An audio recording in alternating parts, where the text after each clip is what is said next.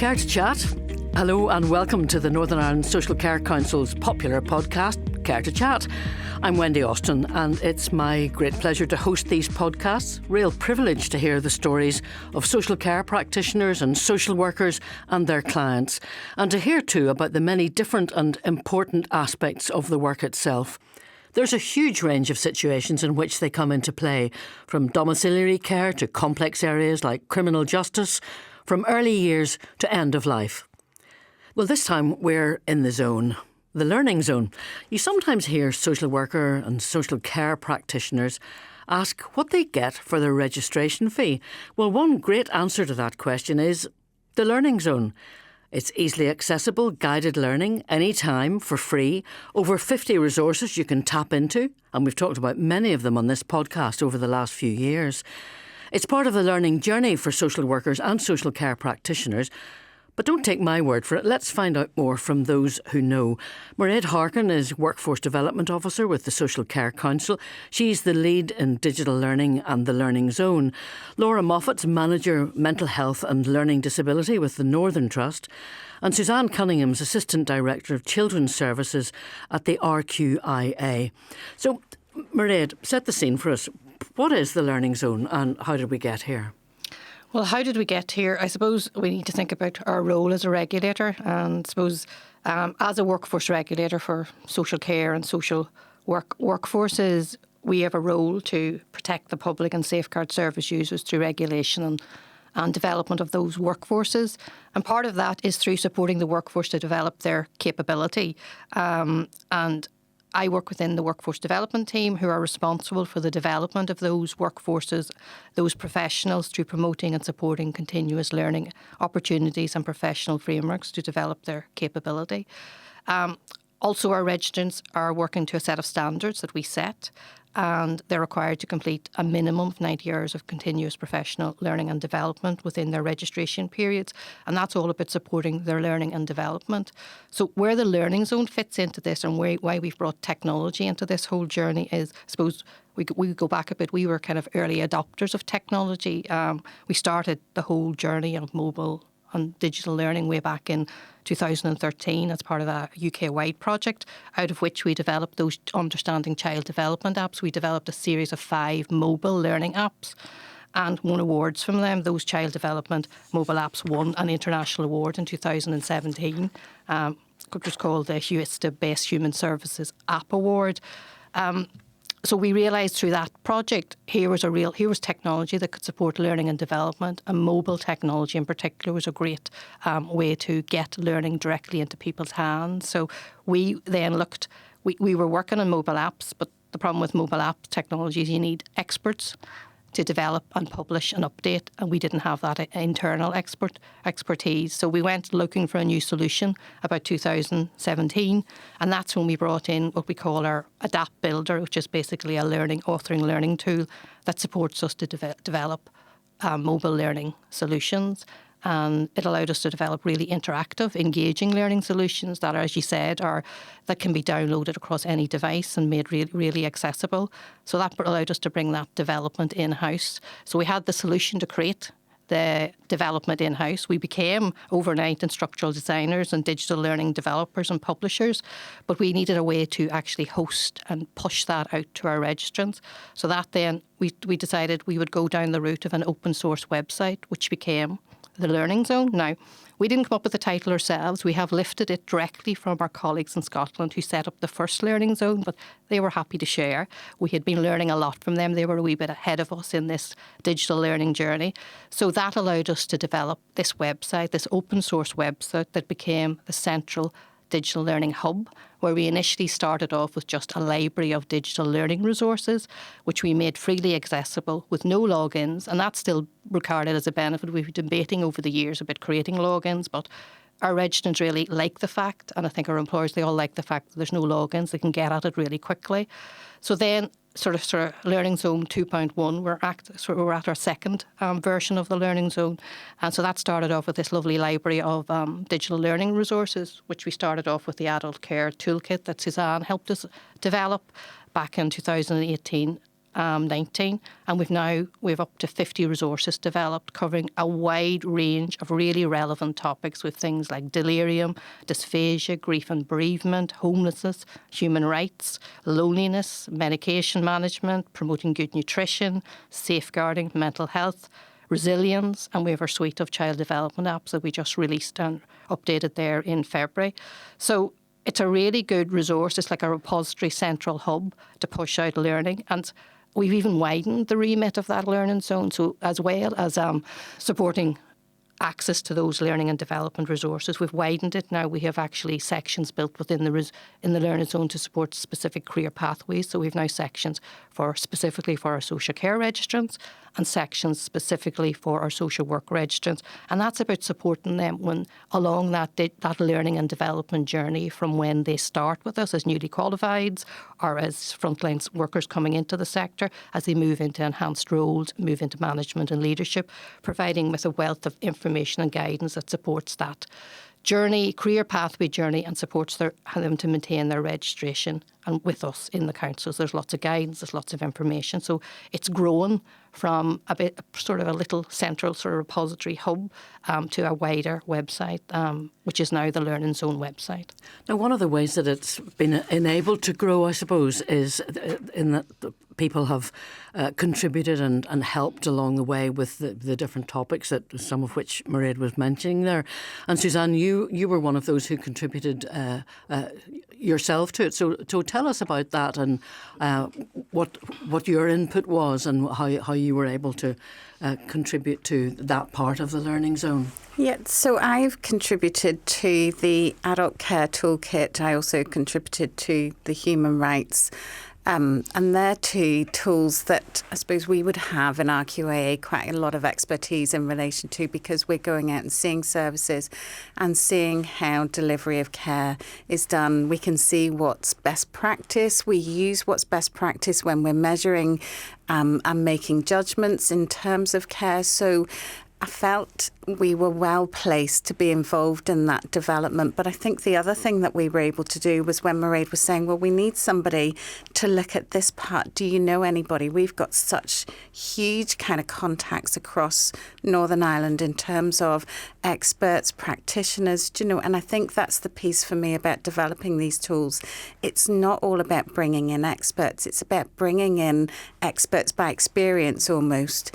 So it's, you'll have your kind of education specialists or your people who have a training specialist, but having those experts by experience, I think, makes the whole development of each toolkit very real and very down to earth for practitioners to use on a day-to-day basis.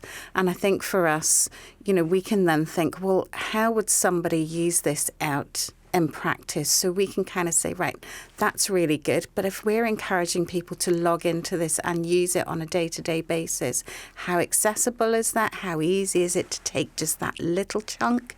So I think that whole kind of chunking and separating different headings and making sure that it was easily accessible has been something that we've done as a group. As RQIA, I think we've just been one little part of the cog. It really has been a very collaborative experience to build these the Learning Zone toolkits. And it's interesting to get some, as you said at the beginning there, to get someone to contribute who has a different standpoint, if you like, who's looking at the problem or whatever it is from a completely different point of view. Yeah, no, completely. And I think sometimes Mairead would have said to us, can you have a look over this and check, is this what happens? And sometimes we might not know, but again, we can contact somebody and say, look, would you help us work through this? Is there any other scenarios you can think of? So I think that's really important, that it's something that everybody can identify with. It's not kind of just, well, this is the educational aspect of what you're learning about.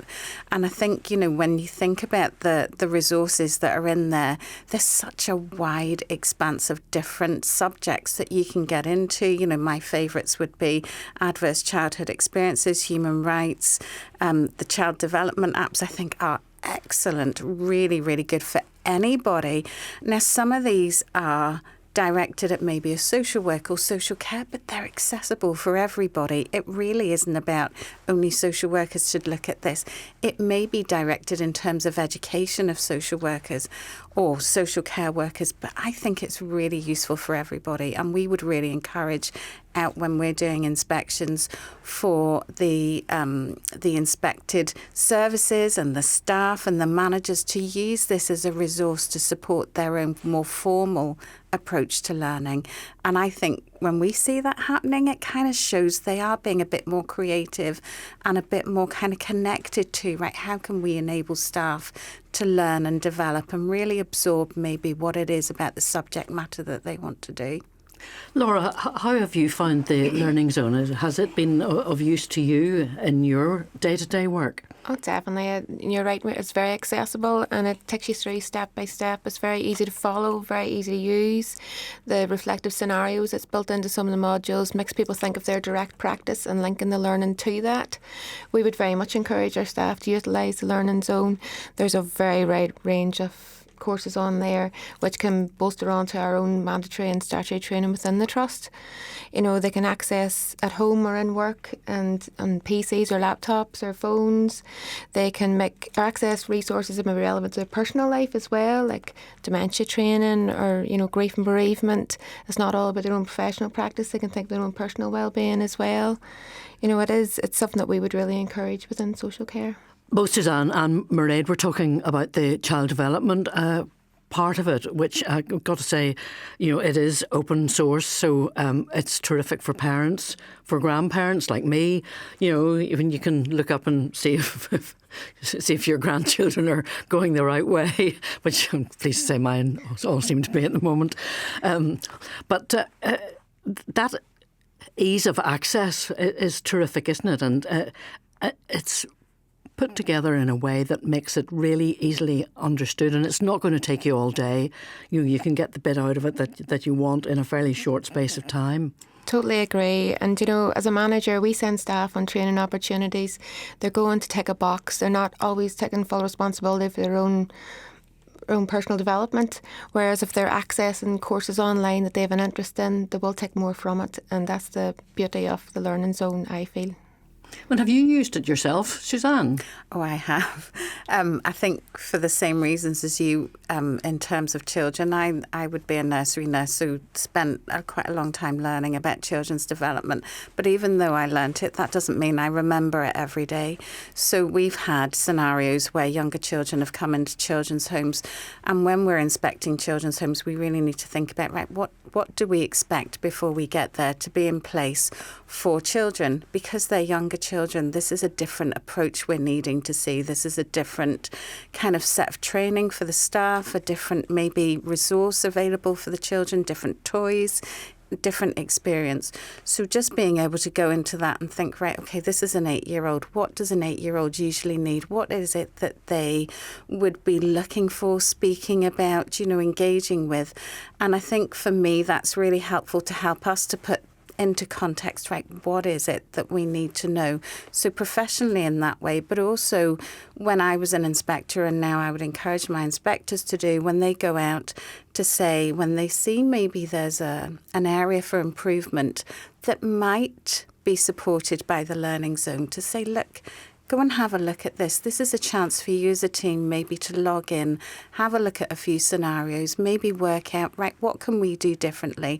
How can we approach this differently? So it's a good way of reflecting and improving practice, I think, across the board. Definitely, I agree with you. If I ever have grandchildren, I'll be in there again as well, just checking in, you know, and what are the expectations for children? And it's not that children have to meet those milestones, but if they're not meeting those milestones, it's a little bit of a, right, okay, do I need to do something? Do I need to think about this? Do I need to do something differently? So it's a trigger for people. It's not a warning sign. It's a really positive resource, I think, that just helps people understand what are expectations and milestones for children. The other one for me is the ACEs one. I think we don't understand how much trauma and adverse childhood experiences affect everybody. It's not just children that's needs to be looked at is actually for adults as well. You know, even people that we work with in work, sometimes we don't know what they've been through, and perhaps, you know, their reaction is a little off. Just reviewing that ACEs just gives you a bit of an insight. Adverse childhood experiences. Absolutely. Just gives you a bit of insight into we're not all the same. We don't all have the same experiences. And, you know, on a daily basis, sometimes people react differently for a very genuine reason. We don't need to know that reason, but we need to have empathy and understanding around their trauma. So for me, that's another one that's really good, just to keep reminding yourself every now and again.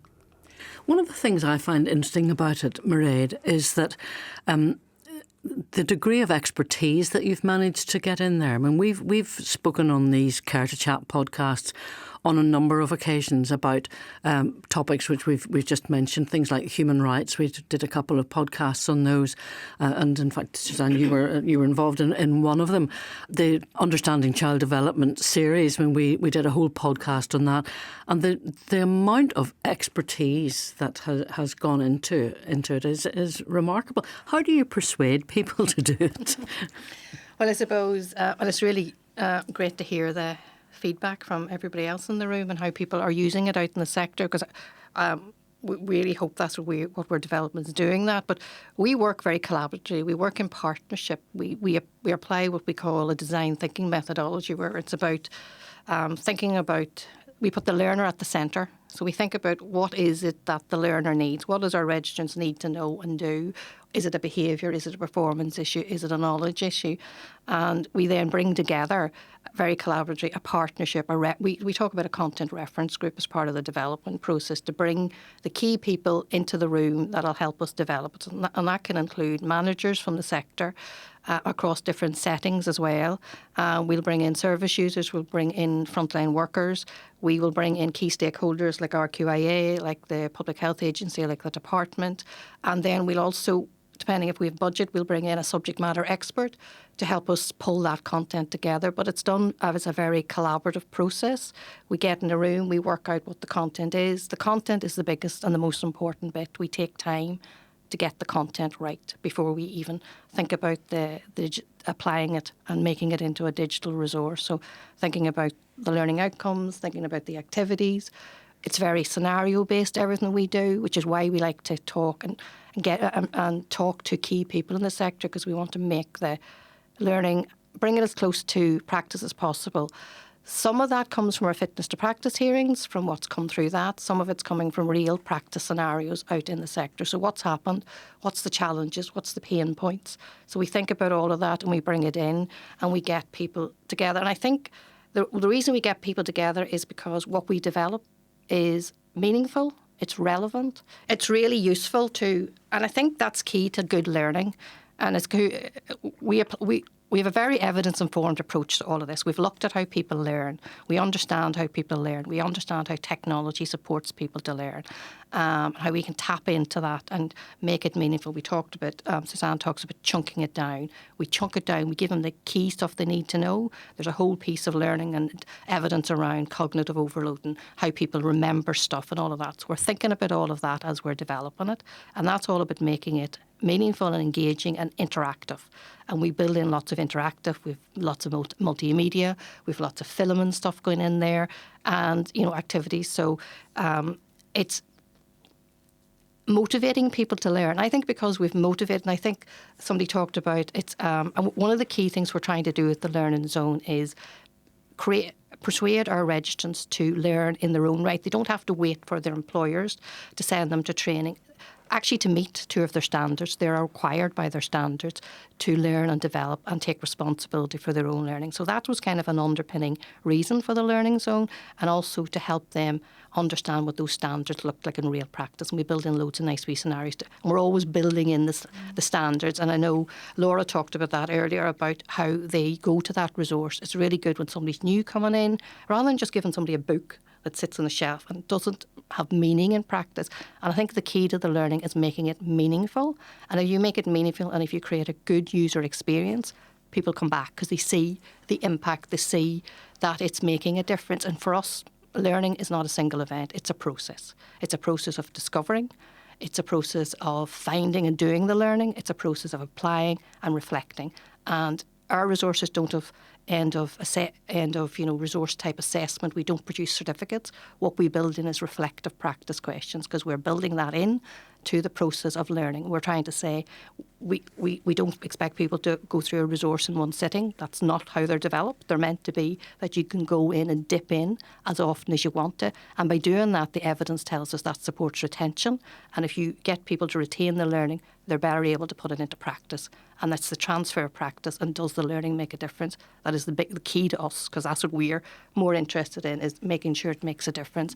And that at the point of need, that they are doing the right thing, that they should be. So, for example, we have built our resources to supplement and complement all that training that's out there, give people access to additional maybe training, stuff that they wouldn't get as part of their mandatory training. Some of the training is there to complement the mandatory training. So, for example, if you go to a face-to-face session, for example, we'd have new workers having to do induction, we have safeguarding modules, we have infection control. So they'll go and do that as probably as face-to-face training. But what the evidence tells us, within a couple of days, if you don't do something proactively or give them some way to go back, the memory you've lost, that you cannot retain it. And when you make the learning meaningful, you have a better chance of retaining that information. So through the mobile facility, that you can go and download that and look at that content, say at point of need. So you're thinking about, you've seen somebody and you think that looks like a signs of abuse, but you're not quite sure. So you can go into your safeguarding resource and look up the signs of abuse, and you'll go, right, that is an indicator of abuse. I need to do something, and it'll tell you what do you need to do. And that's great as a learning tool to support that continuous learning and improvement. And that's key to, and it really underpins what we're trying to do with the resources. Is that what you find, Laura, that after the mandatory training, that this is a kind of very welcome, maybe bolt-on extra, but also something that makes it stay in the heads of your staff? Oh, definitely. Just to reiterate what Mairead said there, it definitely is a very it complements our own training, and we can support and encourage staff to refer back to the learning zone for likes of safeguarding, dysphagia, medication management, just to refresh those skills, build competency, support staff to grow within their role, progress within their role. The resources very much, like we would make reference to it within induction processes. We would support and encourage staff when they sign up to NISC to go and do the module on standards and codes of practice, just to see why they've signed up to NISC, what resources are available, how it underpins safe and effective care that we're offering. Mairead talked about the difference between the mandatory training, but also the fact that this is a voluntary exercise to have a look at the learning zone. And do you find that your staff will do that they'll go and have a look at it themselves and find something perhaps that they're interested in, or something that they have a query about, and that they can pick it up there? Oh, definitely. People tend to learn more when they're more engaged, and it's more interactive. And some of our training resources it's meeting the needs, it's meeting the key points that we need it to, but the learning zone does send them more interactive, more activities, more reflective scenarios that makes them think and be able to adapt it to their specific job role. Our job roles can change continually, and our mandatory training doesn't always fit in with that. So it's good that we can tap into additional resources to support encouragement and growth within their role. Like staff who's maybe trying to progress within their role, look at all our job opportunities, they're fit to go to the learning zone and pick out key information and training modules that might support them to progress. Have you a favourite part of it yourself, and what's your favourite resource?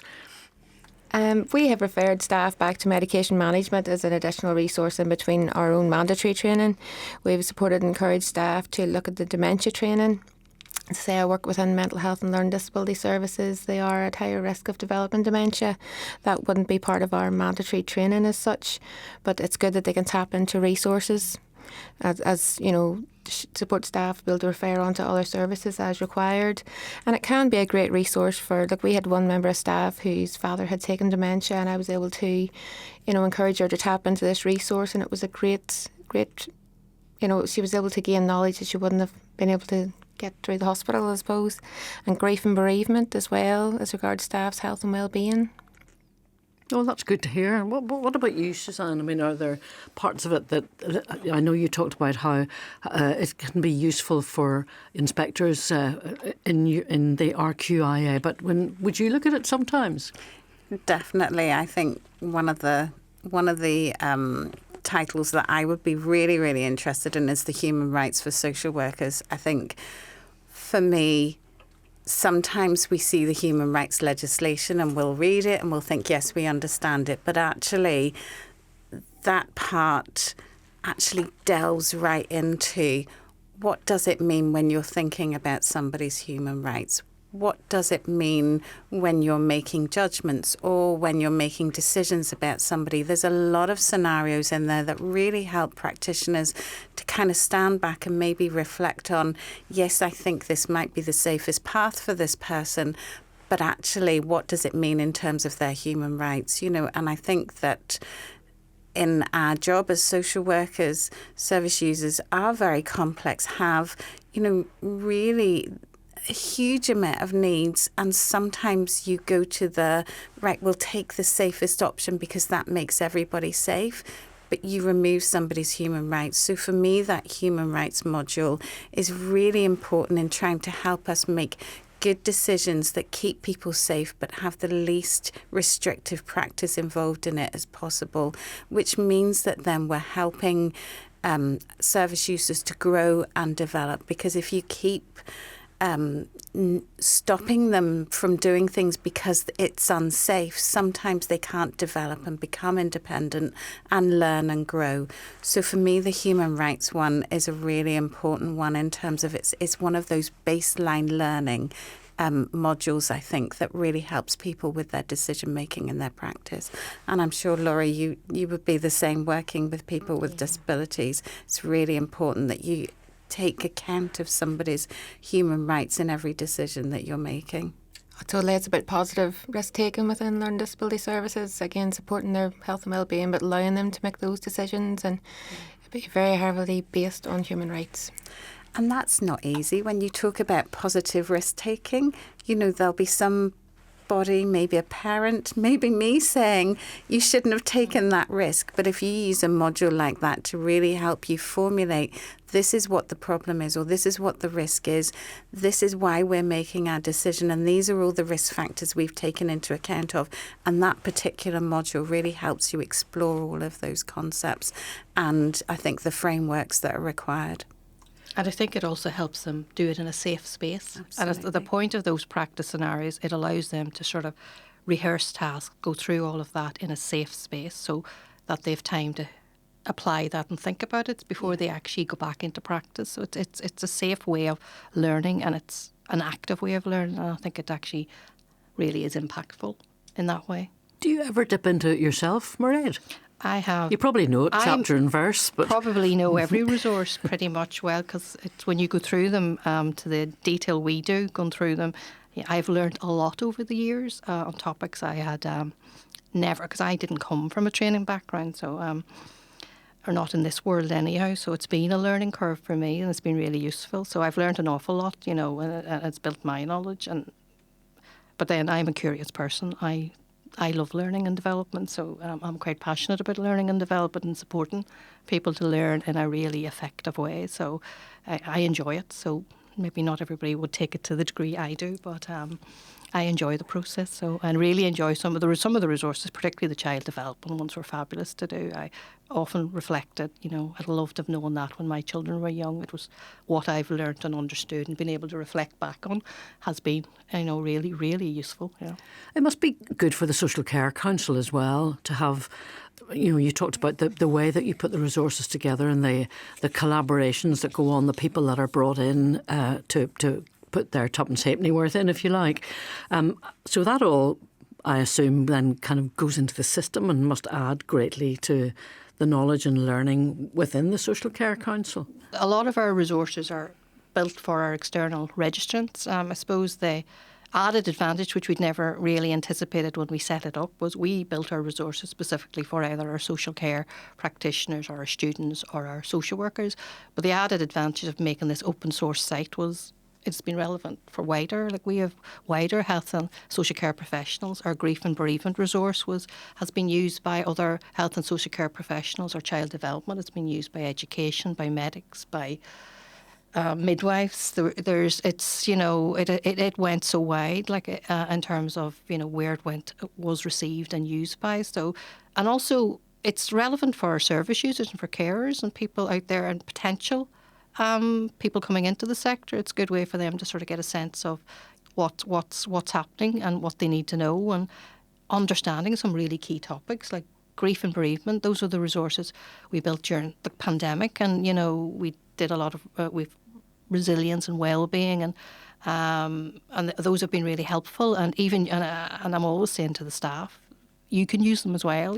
They're relevant for you as well. You can learn. So they're great, and they've got a really wide reach, I think, which has been really useful. And I think it's because we work so well collaboratively, and we bring in really good people that help us develop really good content, because all our resources no resources will be as good as that underpinning content. And that's the really key part to the development of the process and making it a good learning experience. And that's key. Our goal is always to develop something that provides a really good learning experience for whoever's coming to the site. Well, it's been fascinating hearing more about it again today. Thanks very much to Mairead, Suzanne and Laura for sharing your knowledge and expertise and use, indeed, of the Learning Zone. You'll want to look at it right now after all that, and you'll find it on www.learningzone.niscc.info. And if you go onto the NISCC website, you'll find it there quite easily as well. Thank you very much for listening to this episode of Care to Chat. The NISC website is also where you'll find all of the previous episodes of this podcast, and if you subscribe, you'll be sure not to miss the next one. And remember, tell all your friends and colleagues. Thanks for listening.